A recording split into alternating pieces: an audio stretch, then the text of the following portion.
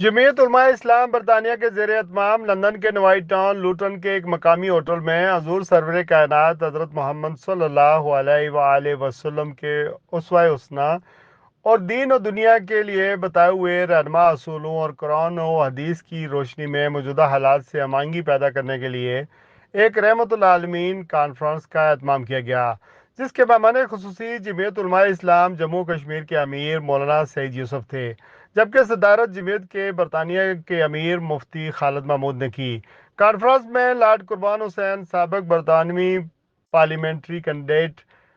Doctor Yasin उर रहमान समेत बुजुर्ग इल्मी रहनुमा मौलाना मुफ्ती अब्दुल अनान, मौलाना अताउल्लाह खान, मौलाना अमदाद हुसैन नोमानी, मौलाना इब्राहिम, मौलाना तारक मसूद, मुफ्ती ज़ुबैर अकबर, मौलाना उमर नज़ीर, मौलाना मोहम्मद साकिब, हाफिज़ राशिद, मौलाना आतिफ, कारी न्याज, कारी जकरिया, कारी अली अयूब, मौलाना नुमान, मौलाना अहमद काजी, हाफिज इकराम रोचडल और दिगर ने खिताब किया। इस मौके पर मौलाना सईद यूसुफ, मुफ्ती खालिद महमूद और दिगर उलमा इकराम ने कहा कि हजूर सर्वे कायनात पूरी कायनात के लिए रहमतुल आलमीन हैं। हजूर की लाई हुई शरीयत के मुताबिक उस पर अमल दरामद करते हुए हम दुनिया और आखिरत की ज़िंदगियां अल्लाह की खुशनुदी हासिल करके गुजार सकते हैं। मौलाना सईद यूसुफ ने कहा कि इस्लाम का पैगाम अमन, मोहब्बत और बायम भाईचारे का है, जिसे आम करने के लिए ऐसी कॉन्फ्रेंसें बार बार मुनक्कद करने की ज़रूरत है। बाद अज़ां उन्होंने मीडिया से गुफ्तगू करते हुए मौलाना फजल रहमान की दाद व तहसीन की, जिन्होंने सुप्रीम कोर्ट से ख़त्म नबूवत की मुतनाज़ा शिक्कें निकलवाने में अहम किरदार अदा किया। लेकिन जब इनसे सवाल किया गया कि क्या जमीयत उलमा इस्लाम काजी फाइज हिस्सा की मुद्दत मुलाजमत में तोसी के लिए पार्लियामेंट में मुबैना तौर पर की जाने वाली कानून साजी की हिमायत करेगी, तो मौलाना सईद यूसुफ ने कहा कि अभी तक इस बारे में कोई फैसला नहीं हुआ। उन्होंने सदर आसफ जरदारी और मौलाना फजल रहमान की हालिया मुलाकात के एक सवाल पर कहा कि ये अच्छी बात है कि सियासतदानों के आपस में राब्ते रहें और बातचीत जारी रहे। लॉर्ड कुर्बान हुसैन ने कहा कि पाकिस्तान, बांग्लादेश और इंडिया के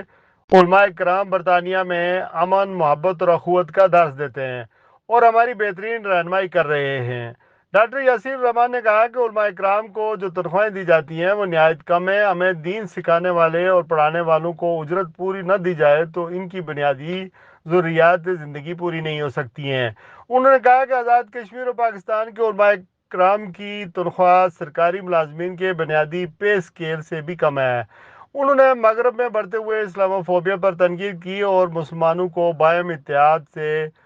इससे नफरत आजमा होने की ज़रूरत पर जोर दिया। मुफ्ती खालिद महमूद ने तमाम शुरका उलमा इकराम का शुक्रिया अदा करते हुए कहा कि हमारे अकाबरीन हमारे रहबर हैं, इनकी कदर करनी चाहिए। अल्लाह ताला के बुजुर्गों की महफिलों में वक्त गुजारने से इंसान कुछ सीखता है, ये बायस रहमत भी हैं। तहरीक कश्मीर बरतानिया के सीनियर नायब सदर चौधरी शरीफ साबर गुल, सबक पार्लिमानी उम्मीदवार राजा वहीद अकबर, कंजर्वेटिव पार्टी के रहनुमा राजा असलम खान, सबक डिप्टी मेयर फाजल जिया, असद शरीफ, इसरा राजा और दिगर सैकड़ों अफराद ने कॉन्फ्रेंस में शिरकत की। इस एतबार से खुशी हुई कि यहाँ उलमाए कराम ने बाकायदा इंग्लिश जुबान का इस्तेमाल किया और समझाने की कोशिश की कि किस तरह हम नबी करीम सल्लल्लाहु अलैहि वसल्लम के अखलाकियात पर अमल दरामद करके उनकी ज़िंदगी यानी फुट स्टेप पर फॉलो करके हम अपनी ज़िंदगियों में तब्दीली ला सकते हैं।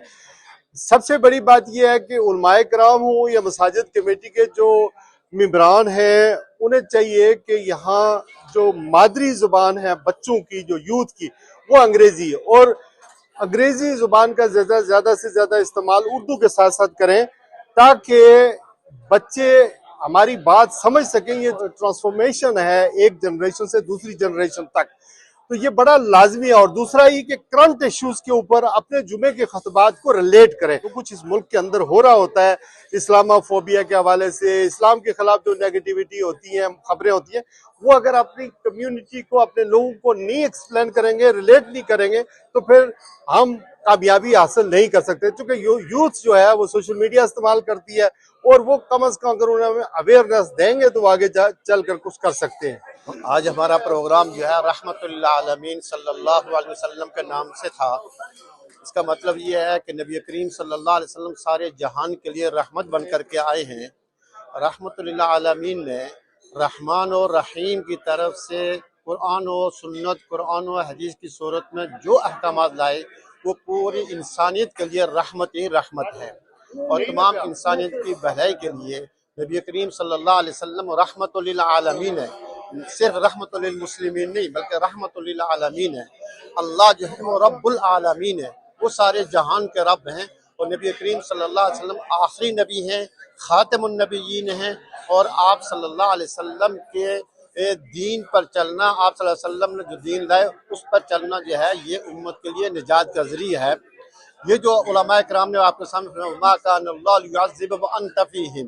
کہ جب آپ صلی اللہ علیہ وسلم موجود ہوں گے تو اس وقت تک کا عذاب نہیں آئے گا۔ اب سوال یہ پتا ہے کہ آپ صلی اللہ علیہ وسلم اب پردہ فرما گئے ہیں، اب کیا ہے؟ تو اب یہ ہے کہ جو شخص نبی کریم صلی اللہ علیہ وسلم کی سنتوں پر اور تعلیمات پر جب تک عمل کرے گا اس پر اس علاقے کے اندر عذاب نہیں آئے گا۔ آپ صلی اللہ علیہ وسلم کی تعلیمات، آپ صلی اللہ علیہ وسلم کی سنت، آپ صلی اللہ علیہ وسلم کے اسوہ پر چلنے سے انسان جو ہے دنیا کے اندر بھی محفوظ ہوگا اور آخرت کے اندر بھی محفوظ ہوگا۔ اور نبی کریم صلی اللہ علیہ وسلم سے محبت جو ہے یہ ایسی چیز ہے، یہ دنیا کے اندر بھی کام آتی ہے، قبر کے اندر بھی کام آئے گی اور آخرت کے اندر بھی کام آئے گی۔ نبی کریم صلی اللہ علیہ وسلم رحمت للعالمین تھے، سارے جہانوں کے لیے رحمت بن کر کے آئے۔ پاکستان کا آئین بنانے میں ان کے والد گرامی حضرت مولانا مفتی محمود صاحب کا ایک بڑا اہم کردار تھا،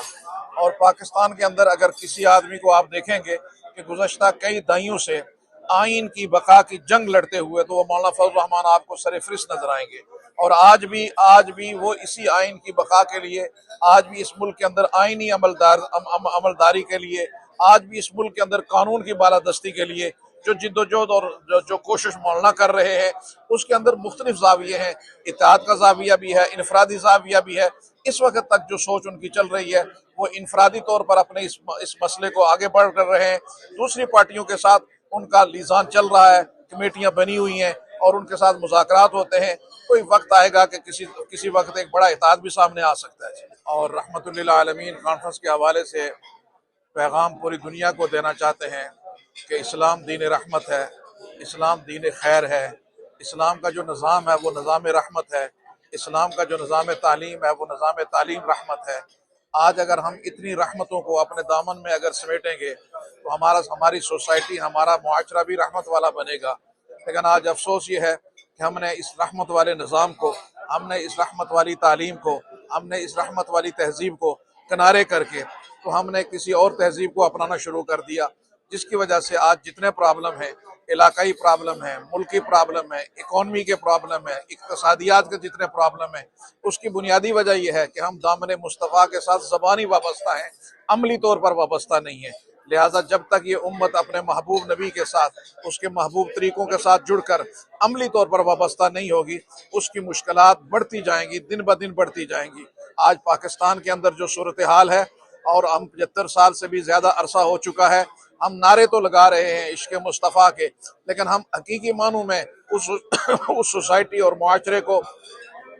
مصطفیٰ کے نظام کے ساتھ نہیں لا سکے۔ لہٰذا آج یہی وجہ ہے کہ وہاں عدل اور مساوات کا وہ المیہ ہے کہ جس سے آج دنیا جو ہے وہ ساری دیکھ رہی ہے۔ لہٰذا آج ضرورت ہے اس امر کی کہ ہمارے جتنے حکمران ہیں، ہمارے جتنے بھی اس وقت ملک کے اندر وہ طبقہ جو اس وقت حکومت کر رہا ہے، وہ مصطفیٰ کے عادلانہ نظام کے ساتھ جڑے، اس کی رحمت والے نظام کے ساتھ جڑے، اس رحمت والے تعلیمی نظام کے ساتھ جڑے۔ اگر یہ جڑیں گے تو کامیاب ہوں گے، اگر نہیں ہوں گے تو کامیاب نہیں ہوں گے۔ اور انشاءاللہ ایک وقت آئے گا، پاکستان نے رہنا ہے، پاکستان باقی رہے گا۔ انشاءاللہ ایک وقت آنے والا ہے کہ یہ رحمت والا نظام پاکستان کا نظام بنے گا۔